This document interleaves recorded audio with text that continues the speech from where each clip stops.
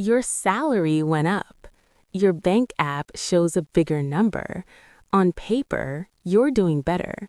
And yet, groceries feel expensive. Rent feels heavier. Saving feels impossible. It's not just in your head. Money can lose value even while you earn more. And the reason isn't laziness, bad budgeting, or personal failure. It's the system quietly moving underneath you. Let's slow this down. Right now, millions of people are earning more than they did a few years ago. Wages up, job switches up, increments, bonuses, promotions. At the same time, the same people feel poorer. That contradiction is the story. Because what matters isn't how much money you earn, it's what your money can command in the real world. And that power is shrinking. To understand why, we need to forget money as numbers and start seeing it as a claim. Every unit of money is a claim on real things: food, housing, energy, time, labor. When you earn more, you're getting more claims. But here's the uncomfortable part. You are not the only one getting them. Over the last few years, something massive happened quietly. The total number of claims exploded. Governments borrowed. Central banks created. Banks lent aggressively. Markets flooded with credit. New money didn't appear as cash falling from the sky. It appeared as loans, deficits, stimulus, cheap credit, and balance sheets, which means more claims chasing the same limited set of real things. That's where value starts leaking. Imagine a small town with 100 houses and 100 people who can afford one. Now imagine everyone suddenly gets a raise, but the town still has 100 houses. What happens? Prices don't politely stay still. They adjust upward to match purchasing power. The raise didn't fail. The competition changed. This is why earning more doesn't guarantee getting ahead, because prices don't care about your raise. They respond to everyone's ability to pay.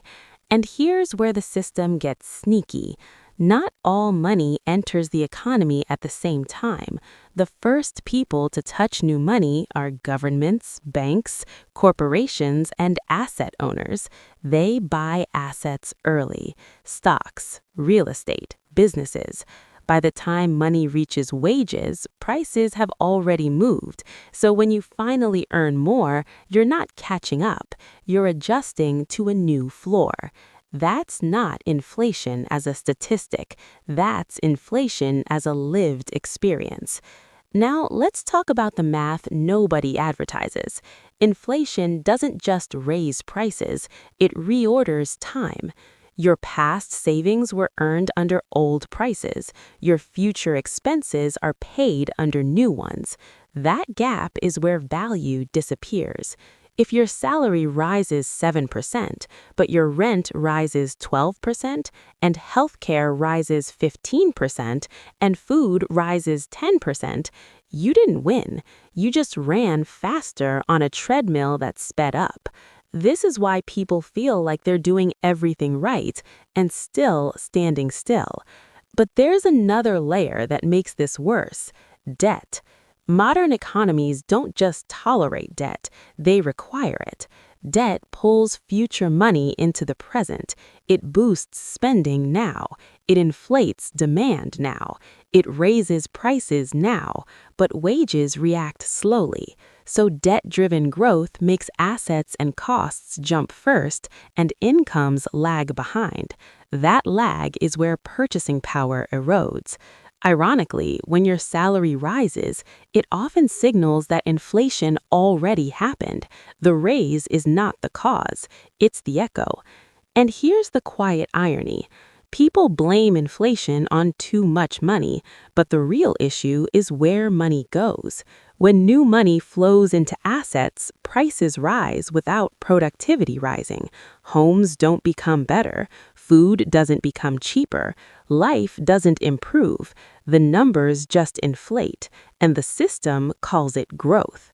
This is why headlines can say economy is strong while households feel squeezed. GDP can rise, markets can rally, employment can look healthy, and yet purchasing power quietly drains because growth measured in money doesn't guarantee growth measured in life quality. Now zoom out. When money loses value, people adapt. They take more debt. They delay milestones. They work more hours. They speculate instead of save. Saving stops feeling safe. Risk starts feeling necessary. That's not an accident. When money slowly decays, the system rewards speed over patience. Spend now. Invest aggressively. Don't hold cash. Stability becomes expensive. And this creates a strange psychological trap. You earn more, you work harder, you feel successful, but the finish line keeps moving. So what's the real takeaway? It's not that earning more is useless. It's that income alone is no longer the full story. Value today is shaped by money creation, debt cycles, asset inflation, and timing, and most people are reacting, not participating. The uncomfortable truth is this: money losing value isn't a bug, it's how the system stays liquid. It shifts pressure quietly instead of all at once, and the cost is paid in purchasing power. So the question isn't just, how do I earn more? It's, how long does money hold its value, and who gets to move first when it doesn't? Because in a system where money changes faster than wages, earning more is necessary, but never sufficient. And that leaves one final question worth sitting with. If money keeps losing value quietly, what are you actually being paid in?